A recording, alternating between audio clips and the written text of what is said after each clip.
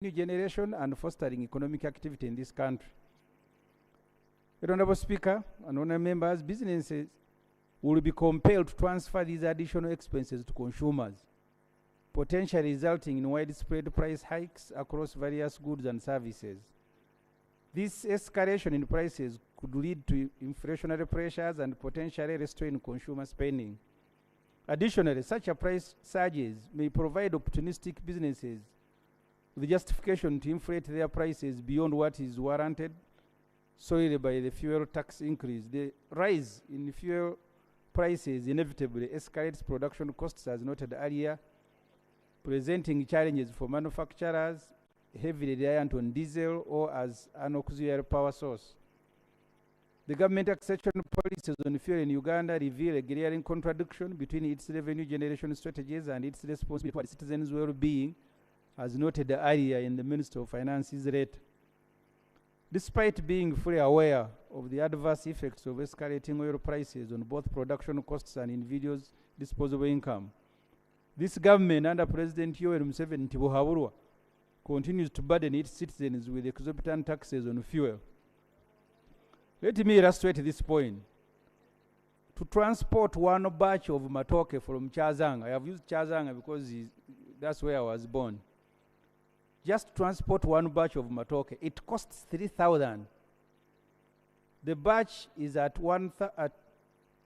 13,000. And it costs 100,000 to transport a cow from Mbarara. 80,000 transport a cow from Gomba or Ngoma. Please know that the tax increase burden will be borne by the poor because the trader will factor in transport costs as he buys his matoke or cattle. Government should not be greedy. You are already overtaxing fuel. Why do you turn it into a soft target for tax increments all the time? This Parliament passed a law in November last year, 2023, giving government exclusive rights to import and supply fuel and petroleum products. Government promised that fuel prices will come down after the elimination of Kenya middlemen. Kenya has now removed the roadblock for Uganda to import fuel. Let citizens first enjoy low prices resulting from change of policy before you think of a tax on fuel. Let the prices come down first before any new tax proposal. We continue to warn this government that the consequences are there as fuel prices, so production becomes more costly, hindering economic growth and potentially leading to job losses. Moreover, the average Ugandan faces a significant reduction in disposable income as higher fuel costs trickle down into increased prices for goods and services across the board. This scenario not only jeopardizes individual financial stability but also undermines consumer confidence and investment, exacerbating economic instability. The more reason why many businesses close every year. Furthermore, the lack of consistency and transparency in fuel pricing within Uganda reflects a failure of regulatory oversight. Despite being the responsibility of the Minister of Energy and Mineral Development, there is a noticeable absence of effective intervention to curb speculation and ensure fair pricing practices. The result is an environment where citizens are left vulnerable to the whims of market forces and profiteering by fuel dealers. In light of these concerns, the government's insistence on maintaining or increasing excise duties on fuel amounts to a blatant disregard for the welfare of citizens. Such a policies prioritize short-term revenue gains over the long-term economic stability and well-being of the population. Therefore, we call upon all members of Parliament to reject any further tax hikes on fuel. Tax on mobile money withdrawal. There is a 0.5 tax on mobile money withdrawal already. Government through this bill is expanding the net to include other platforms such as Mcash, MicroPay, Wave, etc. Before this expansion, government must present a study on how introduction of a 0.5 tax on mobile money withdrawal affected the population especially the poor who receive money in this form. A 5.0% tax on withdrawal means a shillings 50 per every 10,000 is 0.5%. This is what it translates in, a 50 shilling per every 10,000. Taxes must be introduced after a thorough study on how they will affect the economy. And 5 is on the transaction value. Yes, that's why it is a requirement under the Public Finance and Management Act to present a certificate of financial implication when introducing a bill. Do a study. Point number 7, tax on lime, adhesive, and grout. We ask Parliament to reject introduction of a 500 per 50 kilogram of lime, adhesive, and grout. While appearing before the committee, Private Sector Foundation reminded members of Parliament of a 2.5 million housing deficit in the country. The policy of this government is of a decent and affordable housing. Obviously, when you increase taxes on building materials, you are increasing the cost of construction. That's why you need to bring studies here, not speculation. This may discourage investment in this sector or may make renting very expensive. Again, we plead with this government not to look at one side of revenue enhancement, but also look at the plight of its citizens. Tax on drinking water. This is a tricky one. The tax rate of 10% already exists. What the government, you stop giving money to Magora, if that's what you're asking. What the government is doing is to charge it per liter. What this means is that for every liter of drinking water that you buy, you will be paying, if we take the government proposal, 75 shilling. Those of you who are buying drinking water in a 20-liter jerrycan, you will now pay more because they are going to charge you per liter. Private Sector Foundation thinks, they appeared before the committee, that this will drive the price for a larger volume of water by about 95%. Currently, the more or the higher volume you buy, the less price you pay. With this new tax, prepare to boil your own water because bigger jerrycans are going to be expensive. We ask Parliament to reject it. Really, you want to charge drinking water?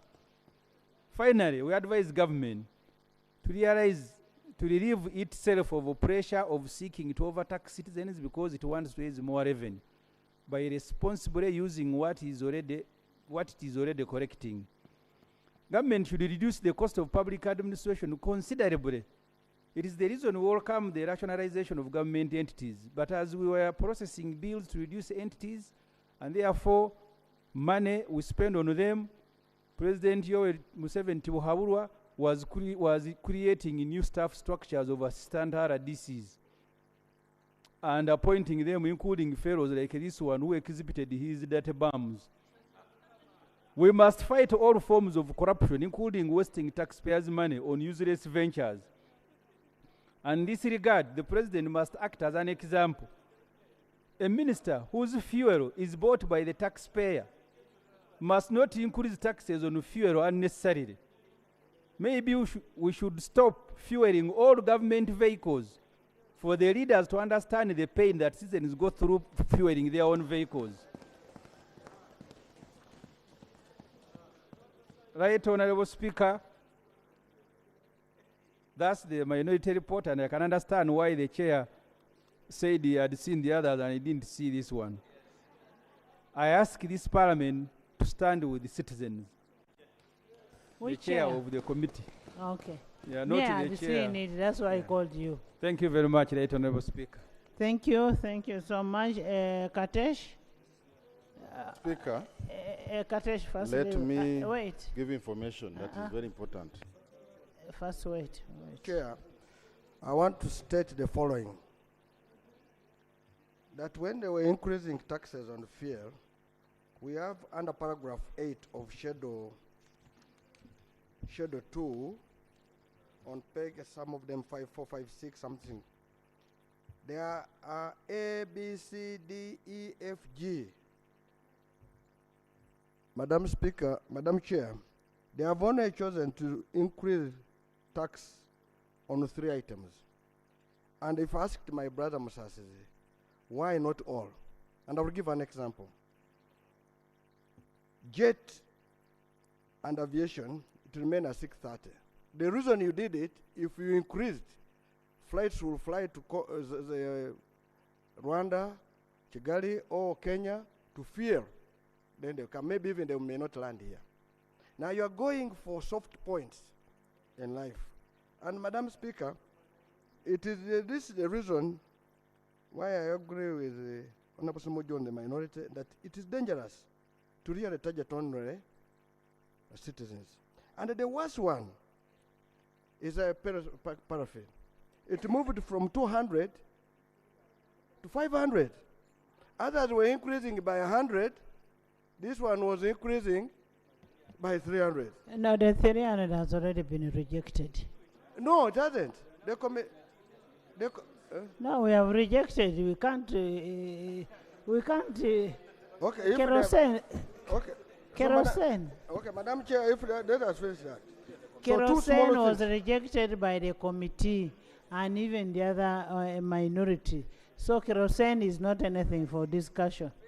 So Madam Chair, the other one of financial services, I want to draw the attention of members. They are saying 0.5% of the value of the transaction.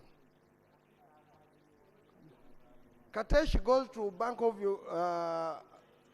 Baroda, he draws $500 million, they don't charge him. The villager goes to a mobile money, in his Ronco withdraws 1 million, they must charge 0.5% of that 1 million, and that's the capital money.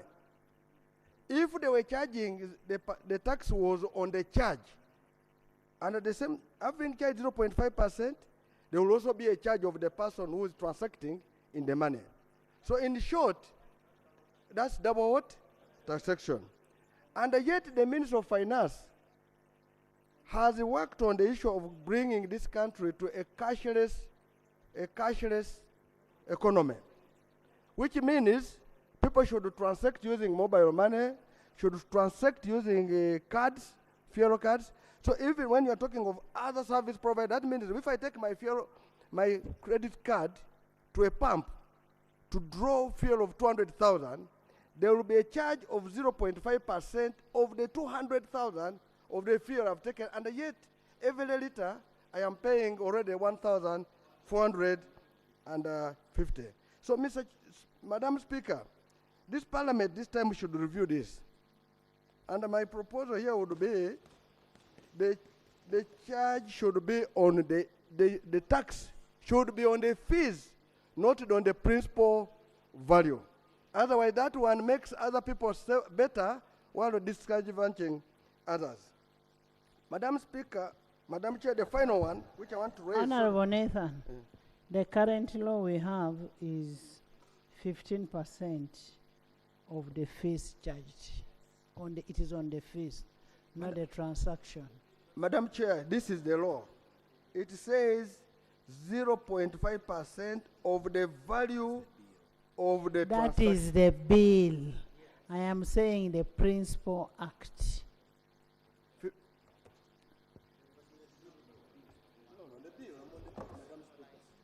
Madam Speaker, what you are And saying. what we are saying, why should they change from what was there? Exactly, that's what we are saying. That you don't go for a value. You go for what? A charge. The reason I'm saying this will increase the value to the value of the poor person who is going to draw the money from a mobile money or whatever, or who goes and pays a card and whatever. But yet it is 0.5% of the value of the transaction. Madam Chair, I want to conclude on the following. Okay. Thank you, Madam Speaker. Madam Speaker, the principle behind this proposal is to equalize those who transact using mobile money and those who transact using other platforms specifically the agency banking. Madam Speaker, why don't you let me first sub? Let him finish.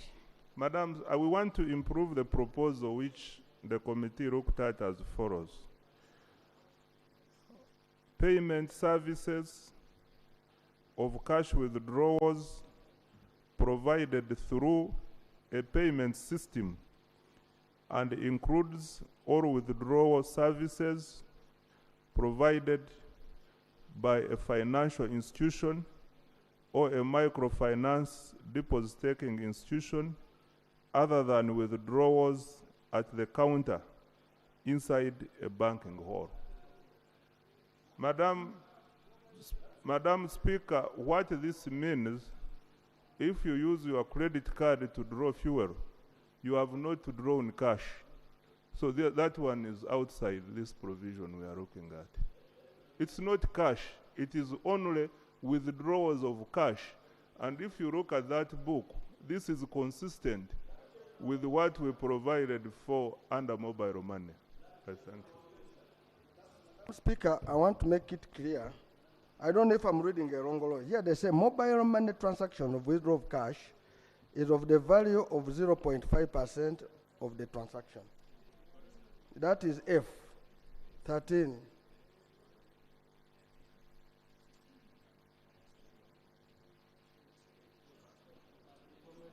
So that's number one. Number two, Madam Chair, which I want to put across as we're looking for that. Yeah, the other point, Madam Chair, agency banking. Madam Chair, give me agency banking. Agency banking is no different. Let me give an example. An agent of Centenary Bank, he is more or less the counter of Centenary Bank, but he is in Sironko Town Council. So there is no difference. You cannot charge, because again, you are telling me that somebody should get in a border to go to Mbale Town to withdraw. Agency banking, the agent is working on the behalf of the bank. So there's no reason, Mr. Minister, to bring again agency banking in this bracket.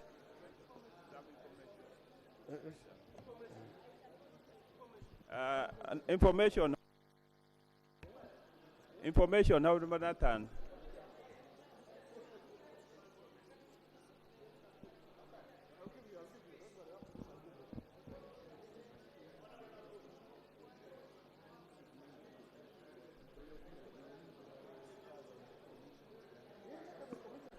Madam Speaker, the principle under which government enacted the law to create agency banking, it is to deepen what we call financial inclusion.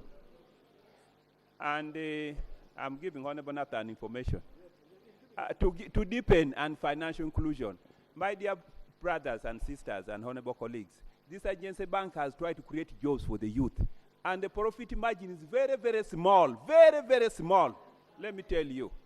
And you need a big capital. You need a capital of 50 million shillings to get a smaller profit margin. And therefore, in fact, government needs to bring incentive so that we widen financial inclusion and have agency banking in more rural areas.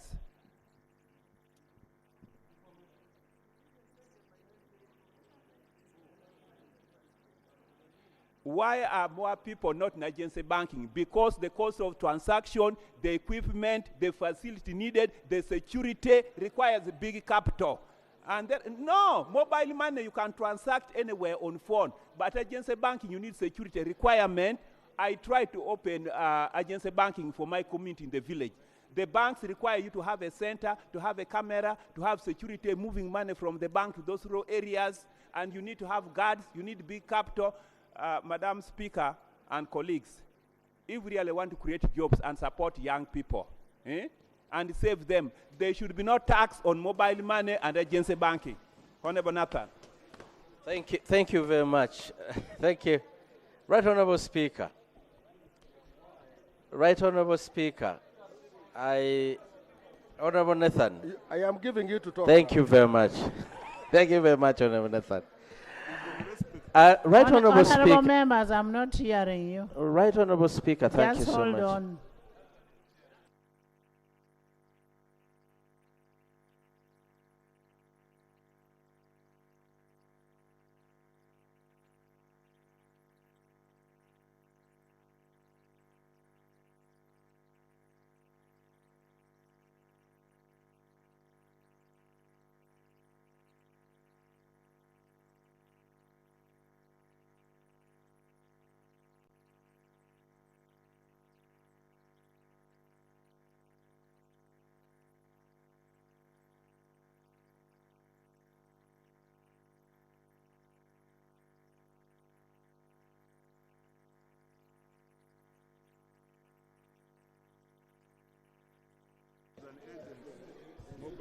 Honorable Kivalia. Right Honorable Speaker, you had given me opportunity Honorable here. Kivalia. Thank you, Right Honorable Speaker. Right Honorable Speaker, for those that have taken time to study agency banking, those people make a very little profits. The only money they make is when the volumes are high. And the role agency banking has done in this country, it has really helped those that couldn't queue those long lines in banks. Two, it makes it convenient for you. Instead of suffering with long distances to carry money, you just move few steps. So we are wondering why government is every time. Last year, Right Honorable Speaker, you remember, we suffered with the government to fight the tax that brought on agency banking. I'm wondering why government is fighting to bring it back instead of promoting agency banking so that we open many outlets. So, Right Honorable Speaker, we request the minister to withdraw that tax that he wishes to put on agency banking. Thank you. Katesh. Right Honorable Speaker and colleagues, I want to give information because I have carefully listened to Honorable Ssemujju, and he has invoked my statement. But the information I want to give so that people are not biased. Because if you don't have, I'm giving information. The information I'm giving,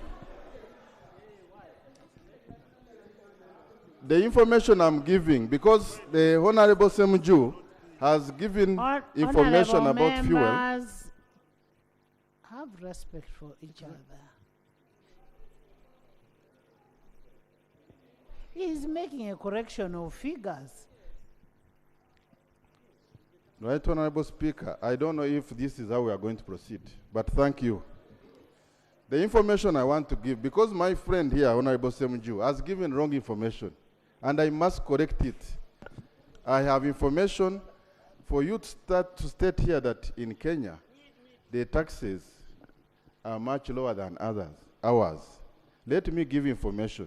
In Kenya, they charge excise duty, they charge petroleum development levy, petroleum regulatory levy, railroad development levy, and adulteration levy. I want to give the total taxes charged. The total taxes charged amount to about 2,155 per liter, not 600. You cannot come here and give wrong information, and you want to get away with it. Madam Speaker, the And trouble, I can lay. the trouble is not listening. No. Honorable member, We are dealing where are you with a getting? specific law called the Where are you excise getting duty. that information? And this information I am giving is from East African Community Tariff Regime as per 2023 on excise duty. So if you go into that, you'll even now look at the costs of transportation. Right Honorable Speaker, I have a press release from the Energy and Petroleum Regulatory Agency in Kenya, and it has summarized the duties and the cost breakdown. In fact, for example, here we do not charge VAT on fuel. Kenya charges VAT. So the information I'm giving, Right Honorable Speaker, is that the total tax charged on a liter of Honorable Let me give my information, members, then you give yours. the way you like. I am giving information about the total taxes charged on a liter of fuel compared to the taxes we charge on a liter of fuel here. Why don't you listen? Then you make your decision. I'm just informing you. So I have explained. Honorable members, the information Katesh is giving is not for you to make your decision. It is just an information. And it's just prudent enough that you lend him your ears, even if your ears are blocked, but just lend him. So, Right Honorable Speaker, Kenya levies about 9 taxes on fuel. And I have explained that when you add them, equivalent of Uganda shillings for petroleum, it comes to 2,155. The reason I'm giving this information is that Honorable Ssemujju mentioned that the taxes in Kenya average 600. Tony? Let us Can make I have Tony? Madam Chair, let us make the record clear. Just make it just 1 minute, Tony. Madam Chair, the reason why we came with that value to be figures, just you know it, because there was already VAT. But if you just take simple numbers, if a liter is 4,000, the cost, VAT on it at 18% will be 720. So when you go and add on, they decided that we should always just put a value at as per liter. And that's how it came up. And why you are talking of Kenya, and where you have to be careful, my brother Katesh, is that Kenya has very interesting taxes. There are those that are taxing to pay for the pipeline. For us, when we're buying our fuel, we already pay for the pipeline in the cost of the what? Or the fuel. Because for them, they have to put petroleum levy for purposes of the pipeline. Well, for us, when we're going to buy in Uganda, we buy it at a cost, but that cost includes that tax of the what? Of the pipeline. So what I wanted us to be careful is that you may not see some of the tax being brought here in clear terms, but already has been paid as a cost as we're buying the fuel at the border. So me, what I want to ask Madam Chair is that sometimes we do research and whatever. We would be happy to know the source of my brother Katesh, because he's talking of press release.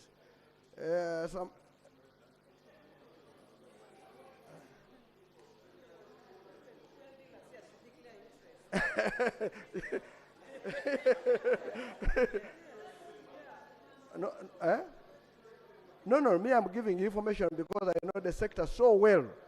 And what I give you, I know, because I pay. So, Madam Chair, Tony, Thank you, Right Honorable Speaker and Honorable Members. Right Honorable Speaker, in the Committee of ICT and National Guidance, we had the opportunity to interact with the MTN. Honorable members, listen to ICT. We had the opportunity to interact with the MTN, Airtel, and looking at the charges on mobile money and also other online transaction companies that has come up here, more Pesa, more what. Now, when we're having a discussion with them, they were able to explain that their business has kind of gone down. That so many young people are getting out of business. And then the number of transactions have gone down as compared to before, when the tax was moved from 2% to 5%. Now, when we're asking them, now what do we do, charging the agency banking and all these other online transactions? Now, they welcome that, but only said, if the tax by government would only come down from 0.5 to 0.3, then you'll have widened the number of people paying tax. Many people would find it easier to transact on mobile money and all those other online transactions, and you would get more money. Because right now, we have reduced mobile money and all these other to petty transactions.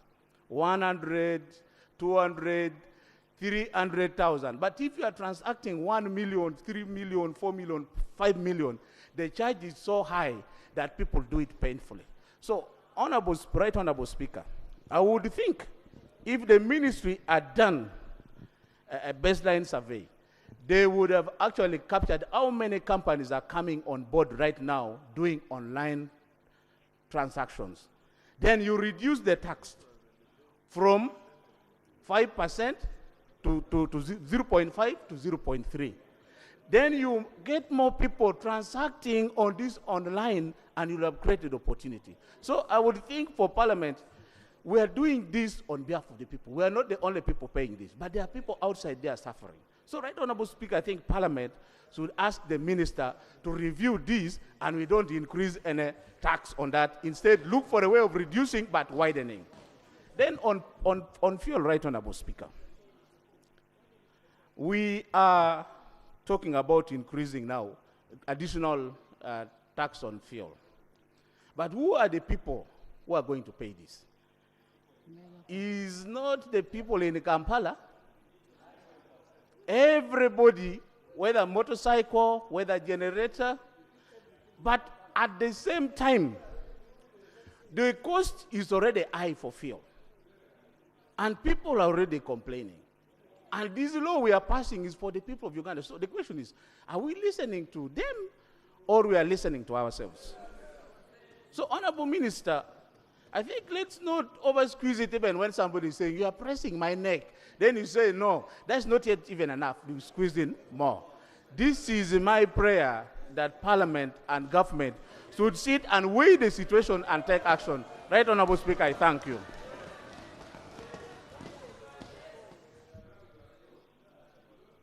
Right Honorable Speaker and honorable colleagues, the honorable colleague has made very valid points, and I hope I got him very well. You see, the issue is many of our youth who operate mobile money stores, they equally do agency banking transactions, majority of them. And there is an element of lack of an equalizer. What I hear from him is that rather than propose a 0.5%, what the telecoms proposed is that equalize for equally agency banking, since we do the same thing, and reduce to 0.3%. Just a moment, let me finish. So the proposal here, and indeed when we interacted with the telecoms and the banks, is that there is a tilt skewed to one side, disadvantaging telecoms, where money now, you get it through mobile money and then put it to the bank. And then the bank is not charged, and then this one is charged. So the purpose of this proposal, honorable colleagues, it was cause a level ground, as earlier said. Madam Speaker. John. Thank you, Right Honorable Speaker. Right Honorable Speaker, the taxes we are talking about, we should look at the list. Someone earning, say, $1 million shillings per month, the total number of taxes that is going to pay at the end of the day. It's a very long list. The money we are talking about has already been taxed from the onset, starting from pay as you earn, as you continue all the way to fuel and everything that we are talking about. Right Honorable Speaker, at this stage, in this state of the economy, nobody should be talking about an increment of fuel tax, because we are affecting every single transaction that takes place in this country. When we increase a value on fuel, we are affecting every transaction that takes place. And this is why we are being unfair. We are talking about people who have already been burdened from the onset. At this level, I think it would be courteous to this country that we do not even make it sound hard on this platform that we are talking about increasing a tax on fuel. Let's first of all streamline the taxes that are in existence. If the chair of the committee could be courteous and list all the taxes an individual is paying in this country, we would be ashamed.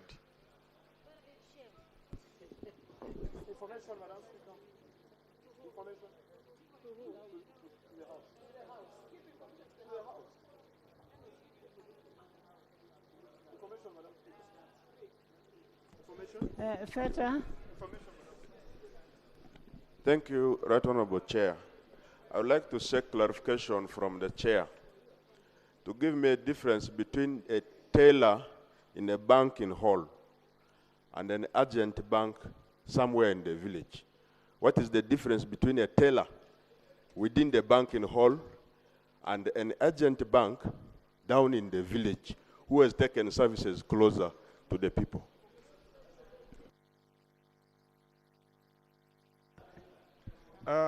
I would like to respond as follows. First of all, I want to find out from the minister. Is an agent banker part of the bank, commercial bank or microfinance bank? Are you a minister?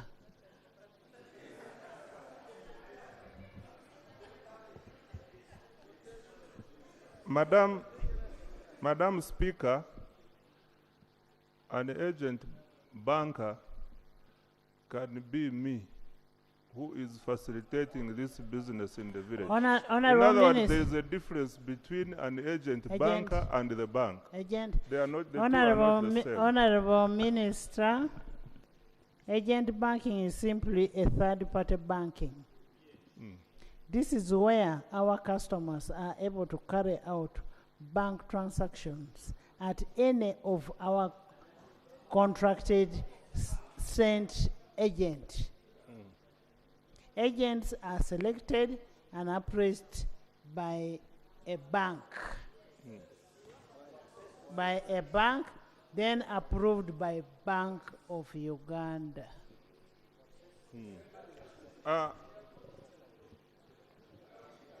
Madam Speaker, what is the issue here we are dealing with? I come from Hamurwa. There is a trading center there. In this trading center, there is a bank agent. I think here we respect each other.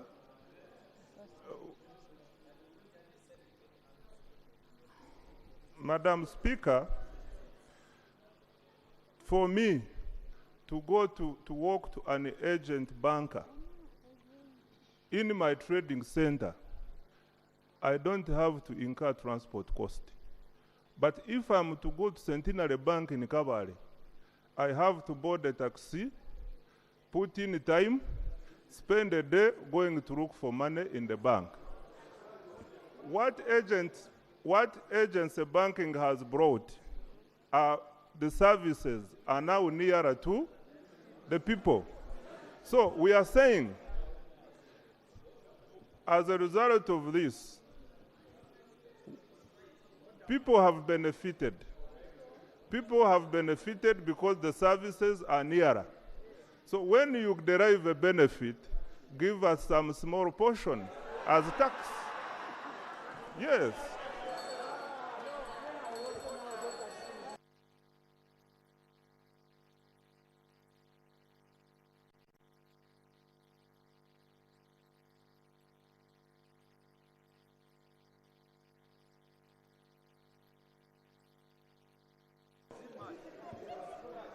Clarification, Speaker.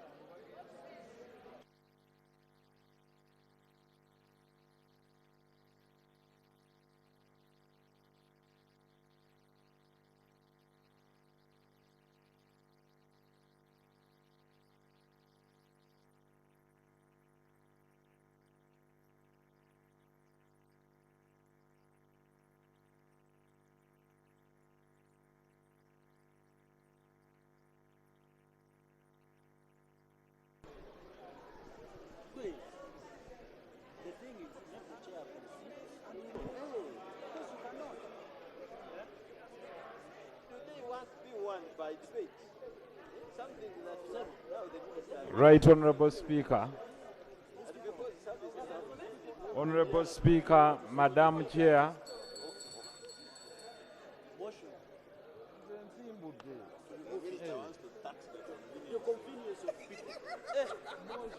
So government wants always to be convenience. So any convenience is charged. Motion. Right Honorable Speaker. Right Honorable Speaker, Madam Chair. Honorable members. Madam Chair. Honorable members. We have one more bill left. We can stand over this and then go to the next one. Madam Chair, he wants to push it tonight. No, let's stand over this bill and then we'll go to the next one. Motion for resumption of the House.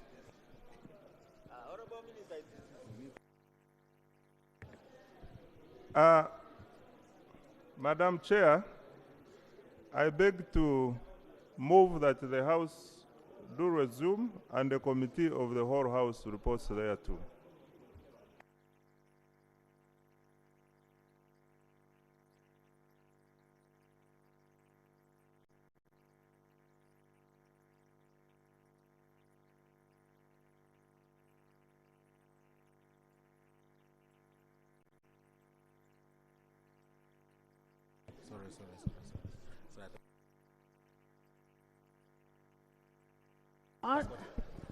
Honorable members, we're still discussing on the report.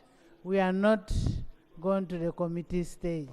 So we've stood over this bill. Yes. Bill second reading, the Income Tax Amendment Bill 2024. Honorable Minister.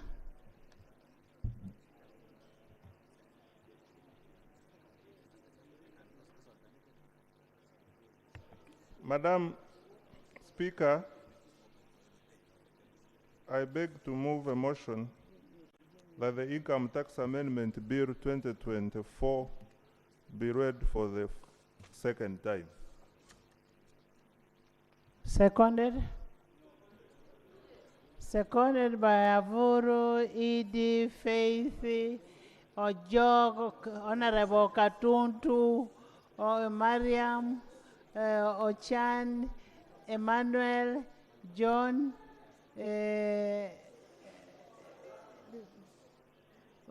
Westnile, Silas, by the majority. Obiga Rose, Taka, Wanda. Speak to it. Right Honorable Speaker, the Income Tax Amendment Bill 2024 seeks to amend Income Tax Act Cap 340 to expand the definition of the retirement fund, to impose the tax on disposal of non-business assets, to exempt income derived from or by private equity or venture capital fund, the manufacture of electric vehicles and electric vehicle charging equipment, operation of a specialized hospital facility, to replace reference to a branch with permanent establishment for purposes of international taxation, to provide for withholding tax on commission paid to an agent service provider, to provide for an extension of the tax exemption on the income of Bujagali Hydropower Project up to 30th June 2025, and to amend the first schedule to provide for African Reinsurance Corporation, International Regulatory Board of the East African Power Pool, and Islamic Cooperation for the development of the private sector as listed institutions and to provide for other related matters. I submit, Madam Speaker. Thank you. Yes, Honorable. Madam Speaker, thank you very much. Madam Speaker, this income tax bill we are going to discuss and pass has wider ramification. The Minister of Finance is here alone. Other ministers are part of the team to help government implement the tax bills we are passing. Are we proceeding well with only one minister? They're in cabinet. We are aware, Madam Speaker, that we have over 120 ministers.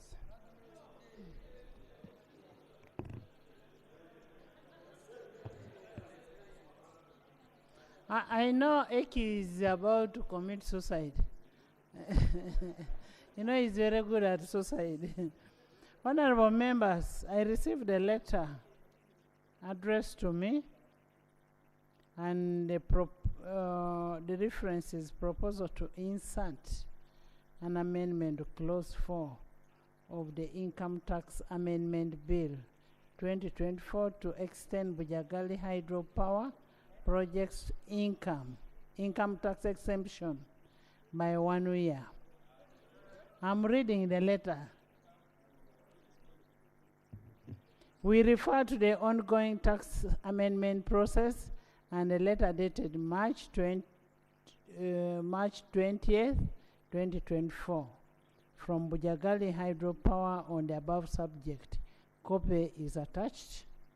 Right Honorable Speaker, I am seeking your indulgence to insert Clause 4 of the Income Tax Amendment Bill 2024, a proposed amendment to Section 21 of Income Tax Act as follows.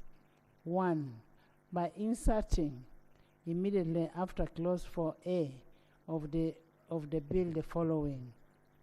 4B. Income of Bujagali hydropower project up to 30th June 2025. 2. By renaming Clause 4B of the bill as Clause 4C.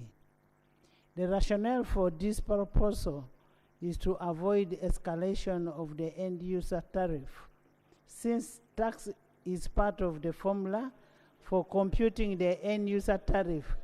As we await for the audit being conducted by the Auditor General, signed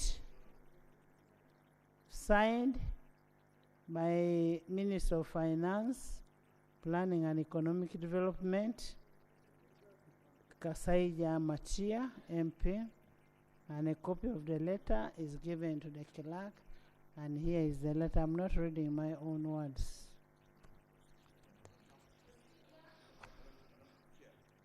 What are we discussing? Chair. What are we discussing? Let's have the report. Let's have the report.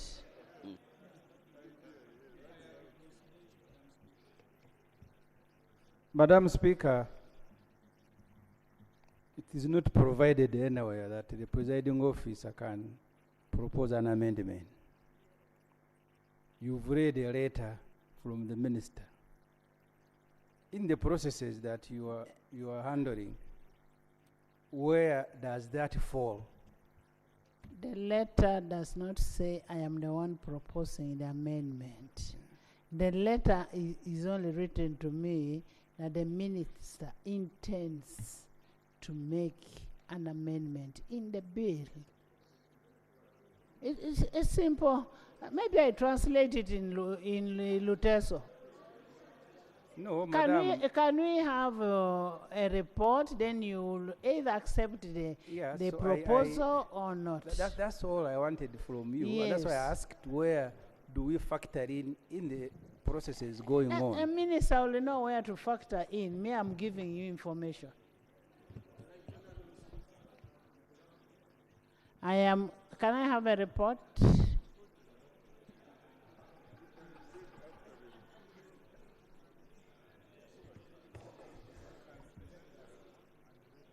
Right Honorable Speaker and honorable colleagues, allow me to go to the real issues of the clauses being proposed to be amended. And I start with Clause 2, amendment of Section 2 of the Act. The proposed amendment seeks to amend Section 2(3), which provides for the definition of retirement fund to mean a pension or a provident fund established as a permanent fund and maintained solely for either the provision of benefits for the members of the fund in the event of retirement, or the provision for benefits of dependents of members in the event of the death of the member.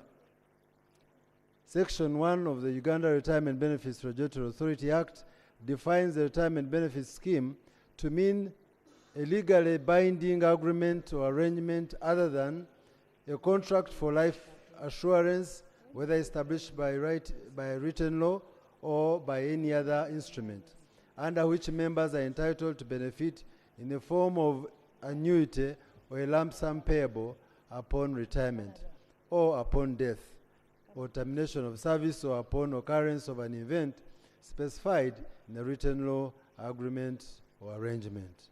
The committee observed that this amendment is intended to align the definition of the retirement fund in the Income Tax Act with that in the Uganda Retirement Benefits Regulatory Authority Act to include assessing benefits by members upon the termination of employment with their respective employers. Under the current definition of the retirement fund in the Income Tax Act, a pension or provident fund is only intended for the provision of benefits upon the member's retirement or death. Recommendation: the committee recommends that Clause 2 of the bill be adopted.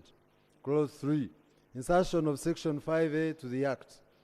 The provision seeks to introduce a tax on disposal of non-business assets at a rate of 5% on the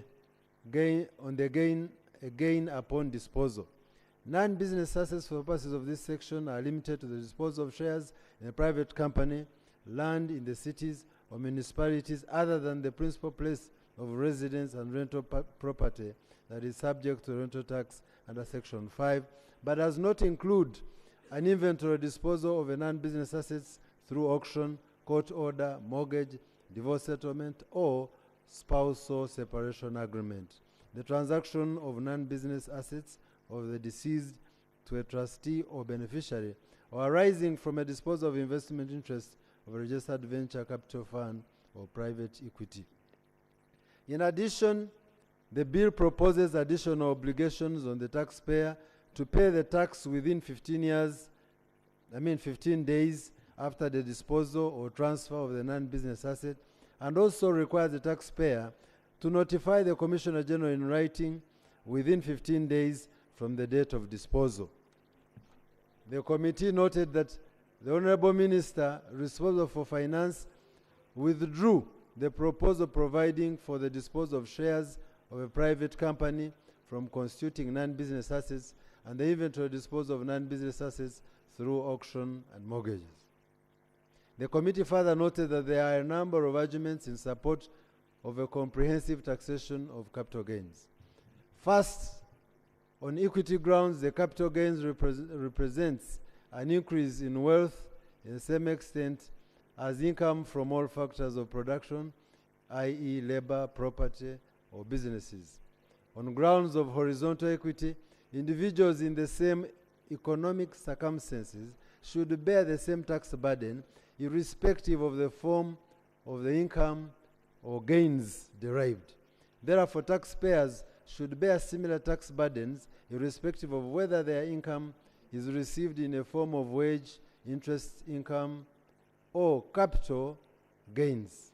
In this context, partial taxation or the exclusion of capital gains from the income tax base fundamentally undermines the horizontal equity of the tax system, particularly as high wealth individuals are more likely to derive capital gains.